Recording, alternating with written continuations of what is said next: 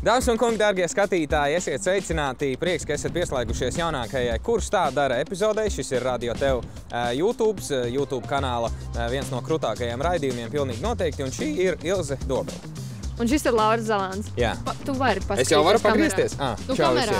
Jā. Labdien! Pagaid šitā te, lai man ir. Izstāst, kāpēc es nedrīkst skatīties, jā. Jo tur stāv mūsu viesis. Un Lauris nezin, kas ir mūsu šodienas viesis. Starp citu, mēs esam Rīgā pie pils laukuma šobrīd, un šodien mēs iesim iekšā Rīgas pilī ekskursijā. O, wow! Pagaid, tā ir kāda etiķete? Lietišķā kaut kāda? Mums būs par uzvedību tādās institūcijās. Nu šeit uzrakstīs, normāls neatceros, Lauri. Jā, labi. Bet klausieties, īstenībā man ir bišķiņa aizdomas, kas varētu būt mūsu šīs dienas viesis. Zini, kāpēc? Ilze nejaušām pateica, ka viņš brauc ar Mercedes, un man bija uzreiz skaidrs, kurš tas ir. Es zinu tikai viens cilvēku, kurš brauc ar Mercedes. Tas ir Vārlis Kārtiņš no Sadenlaiks, nebija? Hei! Nu, skatieties, un tas ir viņš! Laura, tie gan jau gaidīja kādu simpātisku dāmu, bet... Kārlis Vārtiņš, dāmas un kungi no Sadenlaiks. Tātad mēs šodien iesim mācīties uzvesties Rīgas pilī. Ir tāda ekskluzīva iespēja tagad atvērusies doties ekskursijā uz Rīgas pili. Tu esi kaut kad bijis Rīgas pilī? Es esmu bijis, jā. Jā, pareizi jūs bijāt. Ar Egilu vēl, vai ne? Levitu kungu. Mēs bijām ar Rīkeviču kungu. Mēs bijām ceremonijā. Trīzvaigžņu ordenī dabūjāt.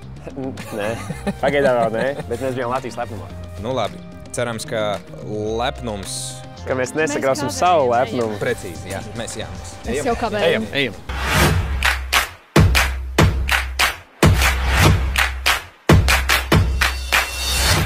Mēs esam beidzot ienākuši Rīgas pilī. Ir ļoti formāla sajūta. Grūti saprast, kā uzvesties, bet tieši tāpēc šodien mums būs dāma, kas mums palīdzēs tās visas lietas atrisināt. Lai es varbūt neko nesajaucu, ja, es lūkšu jums iepazīstināt mūsu skatītājus, ko mēs esam satikušies šodien šeit. Labdien! Prieks jūs satikt Rīgas pilī, valsts prezidenta rezidencē. Mans vārds ir Maira Sudrabiņa. Es ikdienā esmu ordeņu kapitulas sekretāre un ārpus tiešajiem darba pienākumiem valsts prezidenta rezidences viesiem arī stāstu par Rīgas pili, par Rīgas pils vēsturi un arī pavadu īsos ceļojumos, īsās ekskursijās par Rīgas pili. Tā kā esat laipni aicināti kopā ar mani izstaigāt Rīgas pils valsts prezidenta darba un reprezentācijas telpas. Vēlos uzsvērt, ka šis nav muzejs. Šeit notiek valsts prezidenta darbs katru dienu.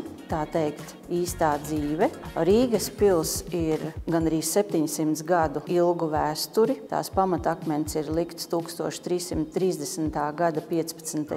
jūnijā. Tā pārdzīvojusi ļoti daudz dažādas varas, un no 1922. gada, kad Latvijā ievēlēja pirmo valsts prezidentu Jāni Čaksti, Rīgas pils tieši šī daļa, jeb priekšpils daļa, ir valsts prezidenta rezidence. Ja ir tikšanās ar valsts prezidentu, tātad, ja tie ir darba pasākumi, tad viesi, amatpersonas uz tikšanos ierodas lietišķos tērpos, lietišķos uzvalkos, kā mēs redzam. Viens no jūsu kompānijas arī ir lietišķā uzvalkā, bet ekskursijās, publiskajās ekskursijās, protams, tas ir neformāls stils, brīvais stils.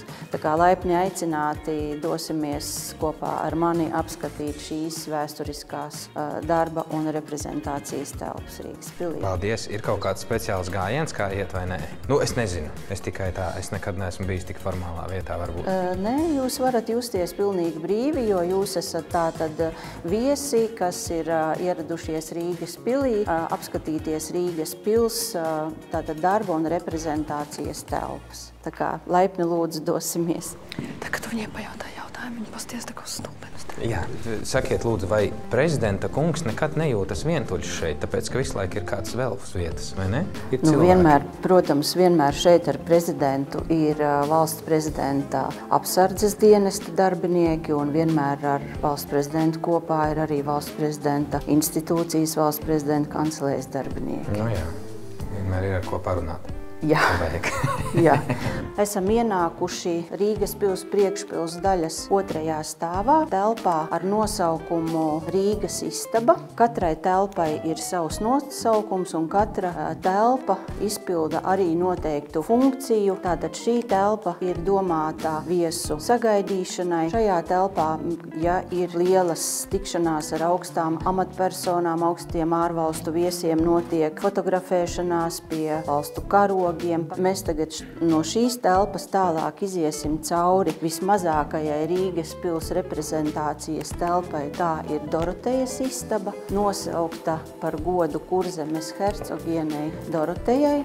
Un šeit es jums varu parādīt Kurzemes hercogu portretus. Mēs varam aplūkot. Tātad šī Dorotejas istaba ir mazākā Rīgas pils reprezentācijas zāle, kurai viesi dodās cauri. Dodoties cauri, mēs nonākam ļoti vēsturiskā, ļoti interesantā telpā ar nosaukumu ģērboņzāle. Laipni aicināti ielūkoties ģērboņzālē, kura ir tātad sagatavotā valsts prezidenta darba kārtības pasākumam. Šī zāle ir ļoti interesanta ar savu vēsturi, jo tā ir izbūvēta 19. gadsimta sākumā.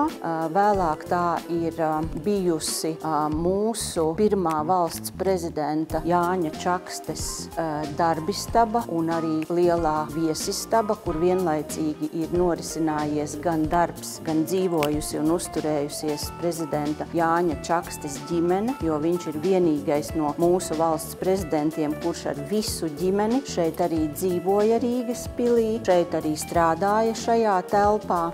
Šī telpa ir arī ļoti interesanta ar to, ka šī telpa ir šobrīd varētu teikt, viena no visnoslogotākajām telpām, jo šeit, manuprāt, ir bijuši visi Eiropas valstu prezidenti un vecās Eiropas monarhi, un šeit ir bijusi gan Anglijas karaliene Elizabete II. Šeit viesojies ir savulaik Japānas imperators. Mēs drīkstam arī varbūt piesēst, ja šeit, vai ir opcija? Ui, cik forši Ilzēs tev palīdzēšu. Ja.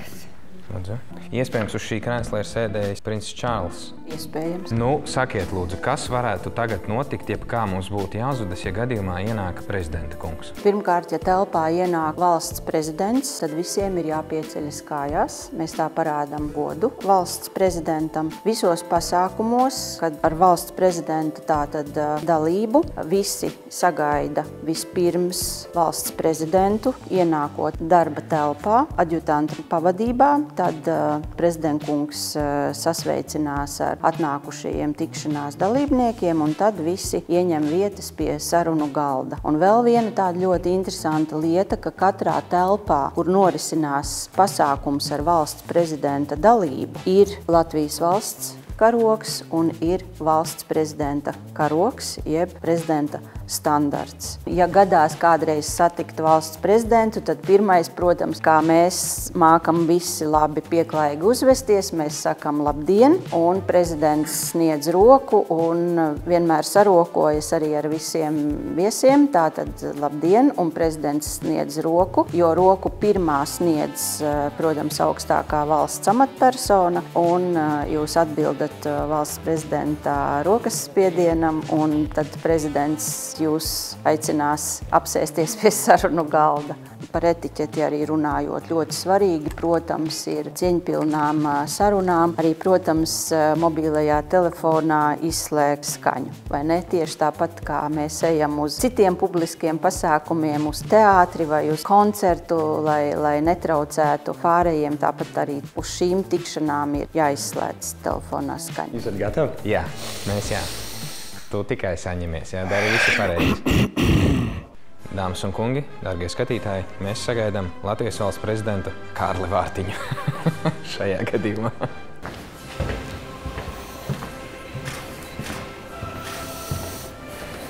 Tiendovas kundze. Salā kungs. Prezidenta kungs. Priecājos. Pusēji. Droši, sēdīsimies. Jūs ļoti lieliski, viss bija ļoti lieliski. Uz Rīgas pils 3. stāvu uz valsts prezidenta darba un reprezentācijas telpām mēs dosimies pa tā saucamajām diplomātu kāpnēm. Tās ir kāpnes, kuras izmanto ļoti augstu viesu pavadīšanai, lai nokļūtu tālāk zālēs 3. stāvā. Aicinu paskatīties vēsturiskais lifts. Tātad izbūvēts 1938. gads, 1995. gadā lifts ir atjaunots pilnīgi no jauna. Cik reizes kāds no Latvijas valsts prezidentiem ir iesprūdis šajā liftā? Nevienu, es jau prasīju. Jā? To es palaidu garām. Vai jūs gribat ar prezidentu pasēdēt? Nē, sēdiet, droši. Kā tev liekas, vispār sēž kāds braucot? Tā kā es domāju, no 1. uz 3. piemēram, jo tās ir, cik 5 sekundes. Es domāju, kāpēc tas jau sen nav izdomāts, ka var sēdēt liftā. Mēs vienmēr stāvam, cik forši tu apsēdies, un ja, piemēram, arī iesprūst, tad sēž. Tas kā tiesīs tās pēc jebkuras sadanlaitas fotosesijas. Tā kā tev piestāv šitais vibes. Paldies, es arī. Šī baltā zāle ir viens no Rīgas pils lepnumiem. Šī ir viena no krāšņākajām zālēm, kuras interjers tādu, kādu jūs to redzat, ir izveidots tātad 1862. gads, tātad 19. gadsimta 60. gadi, ar 2 balkoniem, ar skaistām kolonnām. Šajā telpā tātad notiek ļoti nozīmīgi lieli valstiski svarīgi pasākumi. Šeit notiek valsts vizīšu laikā, notiek valsts vakariņas vai valsts pusdienas. Tātad šeit notiek svinīgas pieņemšanas par godu kādam pasākumam, ko valsts prezidents rīko.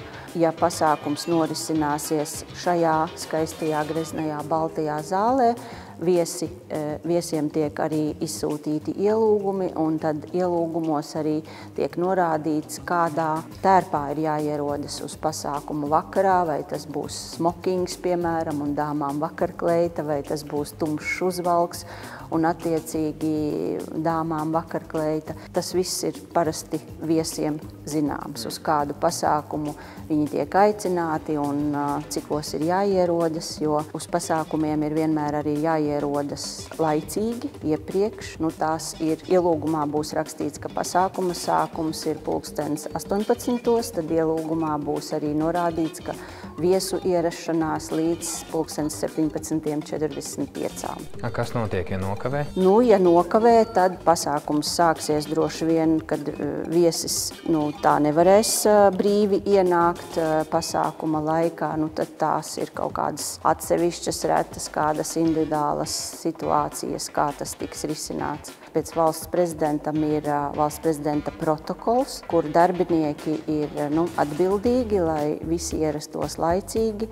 Es gribu izstāstīt ātri vienu lietu par Rinkēviča kungu. Nenormāli foršs prezidents. Es izstāstīšu, kāpēc man to situāciju foršuma paspilgtināja vēl vairāk. Es vadīju vienu pasākumu, kur viņš bija viens no viesiem. Un es kā pasākuma vadītājs, es esmu pieteicis viņu, es atrodos apmēram no viņa sanāk. Es atkal esmu viņš. Tu gandrīz tikai tev jāpakāpjas uz aizmuguri mazliet. Viņš ir tikko beidzis savu uzrunu, un es vienkārši iznāku no aizskatuves un šeit saku paldies, liels jāpaldies prezidenta kungam, tūlīt izstāst tālāko programmu, kas mums notiksies. Un ziniet, ko izdara prezidenta kungs? Viņš pats no turienes pienāk pie manis un vienkārši paspiež man roku un pasaka paldies, Lauri. Paldies, Lauri. Es domāju, kā tas ir iespējams? Kāds sakars, cik ļoti tuvu cilvēkiem un tautai? Ej tu nost! Un man sāka trīcēt rokas, un mans scenārijs gandrīz aizgāja pa gaisu. Bet es savācos, un es pateicu paldies, prezidenta kungs. Tas bija fantastiski. Bet jums izdevās lielisks pasākums noteikti. Ideāls vienkārši. Bet es par to pašu situāciju, ka reāli vienkārši cilvēks atnāca no turienes, paspieda man roku, pateica paldies par pasākumu vadīšanu. Tā kā jau es teicu, zāle ļoti grezna. Un zāli grezno arī 11 īpašas lustras, kas ir savulaik vēsturiskās lustras, kas ir saglabājušās no 19. gadsimta 70. gadiem. Šī zāle, kur mēs tagad esam, akreditācijas zāle. Šīs zāles idejas autors ir mūsu Latvijas pirmais prezidents Jānis Čakste, jo tad, kad viņš ienāca pilī un sāka strādāt, viņš vēlējās, lai pilī būtu telpa ar īstu īsti latvisku noskaņu, un es domāju, jūs piekritīsiet, ka redzot šeit kaut vai lielvārdas jostas visapkārt apjostās sienām, vai redzot latviešu saulīti, vai redzot jebkādus citus etnogrāfiskos rakstus, ir jāpiekrīt, ka šī ir īsti latviskā noskaņā veidota telpa, un šajā zālē tātad tas, ko mēs vēl redzam, ir lielākā daļa vēsturiskās mēbeles veidotas pēc paša mākslinieka Anša Cīruļa metiem, griestu gleznojums ar 4 latvju dievībām, tātad ar Jāni, ar Pērkonu, ar Laimu, ar Māru.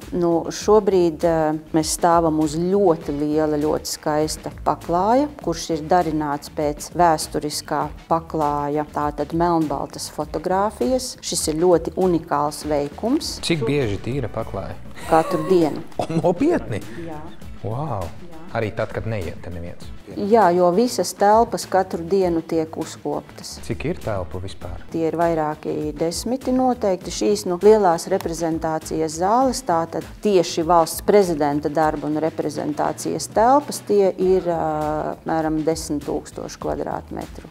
Jūs teicāt, ka Jānis Čakste šeit bija vienīgais prezidents, kurš arī dzīvoja ar ģimeni. Ar ģimeni dzīvoja. Jā, bet vai ir iespēja, piemēram, mūsu šī brīža prezidentam, ja viņš sajūtas, ka viņš šeit grib palikt pa nakti, vai viņam ir iespēja? Jā, tātad prezidents ikdienā strādā savā darba kabinetā, un prezidentam arī ir viņam iekārtoti privāti apartamenti. Ja viņam ir nepieciešams, tad viņam ir iespēja palikt arī šeit Rīgas pilī. Jā. Atsevišķi prezidentam Čakstem bija vēl iekārtots darba kabinets. Ieiesim paskatīties prezidenta Čakstes darba kabinetu. Laipni aicināti tātad valsts prezidenta Jāņa Čakstes darba kabinets. Mēs jums varam parādīt vēsturisko melnbalto fotogrāfiju, kāds savulaik ir. Tātad uzņemta fotogrāfija ir 29. gadā. Prezidents Čakste jau tajā laikā bija miris, bet šeit ir tātad redzams, kāds tolaik izskatījās prezidenta Jāņa Čakstes darba kabinets. Visas telpas ir tā kā savienotas pēc tā saucamās amfilādes. Tas ir tā, lai galvenā persona varētu brīvi nokļūt no vienas telpas nākamajā telpā, kur vien norisināsies kāds pasākums. Šī ir tātad lielākā Rīgas pils reprezentācijas zāle, Svētku zāle ir šīs zāles nosaukums. Šī ir jaunākā arī zāle, jo izbūvēta par godu Latvijas Republikas 20. dzimšanas dienai, tātad, kurš gads tas ir? 38. Jā, tātad 38. gadā, ļoti īsā laikā, no aprīļa līdz novembrim šī zāle tika izbūvēta, lai šeit varētu norisināties ļoti, ļoti lielas svinības par godu Latvijas Republikas 20. dzimšanas dienai. Šīs zāles lepnums ir skaistās gleznas, ko mēs redzam pie griestiem, un, protams, ļoti skaistās kristāla lustras. Zālē ir pilnībā restaurēts interjers. Arī šī zāle ir atguvusi pēdējā lielā restaurācijā savu vēsturiskos posmi. Lustrās ir atjaunoti visi pazudušie, laika gaitā noklīdušie kristāla piekariņi. Kopā tie ir 4300. Kā viņi varēja noklīst? Pavisam vienkārši. Kaut kas saplīsa, varbūt mainot. Disena bija tāda smagāka, varbūt. Tīrot varbūt arī. Mums Raimonds Vējons bija arī vienā no raidījumiem. Jā, šī paša raidījuma ietvaros. Tikai tad mēs gājām uz Basketbola savienību, kur viņš ir prezidents. Bet mēs runājām tieši par prezidentūras tādām kaut kādām lietišķām. Protokolu, par dāvanām. Vēlējos parādīt, te ir atrakts mūris, kur mēs varam redzēt senākās daļas mūri. Un šeit paskatīsimies visi kopā. Un šīs durvis ved uz Svētā gara tornim pretējo torni, uz Svina torni. Un te jūs varat redzēt, kādas tad ir dāvanas visdažādākie. Tie gan ir trauki, gan vāzes, gan servīzes, gan glāzes, gan dažādi augļu trauki, saldumu trauki. Un ir arī tātad viņa ekscelences Indijas Republikas viceprezidents prezidenta dāvinājums mūsu valsts prezidentam Egilam Levitam oficiālās vizītes laikā Latvijā 2019. gadā, ja, marmora galdiņš apskatīšanai. Ja, arī tāda ir dāvana. Piemēram, ja viņam patīk kaut kas, piemēram, kāda no dāvanām, viņš izdomājas grib mājās viņu. Tātad pēc prezidenta pilnvaru termiņa beigām visas dāvanas tiek reģistrētas. Prezidenta kancelējā ir izveidota dāvanu vērtēšanas komisija, un tātad beidzoties prezidenta pilnvaru termiņam, valsts prezidentam ir tiesības apskatīties visas savas dāvanas, saņemt tās vēlreiz, un tās dāvanas, kuras vēlās, tās arī izpirkt par saviem finanšu līdzekļiem. Ko nedrīkst dāvināt? Ir kaut kas tāds, ko nevar dāvināt? Dāvanas, protokolārās dāvanas vienmēr tiek savstarpēji saskaņotas. Mēs varam iedomāties, kāda nērta situācija būtu, ja šādas nesaskaņotas dāvanas būtu, un ja kāds, piemēram, ierastos ar kādu, teiksim, kaut vai kādu dzīvnieku vai vēlētos kaut ko tādā veidā uzdāvināt. Dārgie pilsviesi, mūsu ekskursija šeit dāvanu zālē ir arī noslēgusies. Visi interesanti laipni aicināti, ja interesē Rīgas pils telpas, Rīgas pils darba reprezentācijas telpas, arī apskatīties valsts prezidenta kancelējas mājaslapā ir izveidota virtuālā tūre. Tāpat visi laipni aicināti šogad 18. maijā muzeju naktī.